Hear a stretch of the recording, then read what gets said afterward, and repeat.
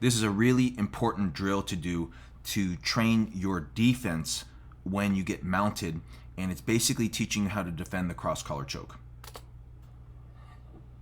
Every time he goes to touch the collar, one of two things will happen, okay? As he goes to touch, when I bump, he's either gonna have to post his hand, try to touch my collar again. So basically I'm using these bumps to get him to post. Every time I bump, every time he tries to reach for my collar with the second hand, I do a little bump and he either has to post or he's gonna fall over. This is really, really important because when I get mounted, I always wanna keep my elbows down. If I start to use my hands to be able to defend, what happens is now my opponent can start to attack my arms and they can improve their mount position. Touch my collar. Touch. So what you can see is I'm basically using this small little bumps every time he tries to reach for my collar, and I get him to post on the ground so he can basically never touch my collar, and if he tries to touch my collar, if he doesn't post, he's gonna fall.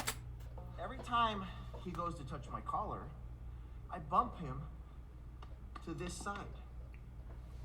Okay? He's either gonna have to post to stop himself from falling, or guess what?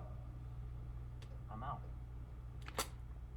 He either posts or he's gonna fall. Do you feel the same even if he grabs here or if he goes for the thumb on the back? You have to put one hand, and then you go for the second hand. Every time this hand starts to come close, so I want you guys to play, this is a timing drill, okay?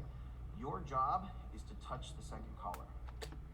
So watch when he tries to touch the second collar. Basically all I'm gonna do is use these small bumps, keeping my elbows down so he can't attack my arms and he can't improve his mount position. Okay? Or touch this collar, right? Every time you go to touch it, I bump. He either posts or he's gonna fall.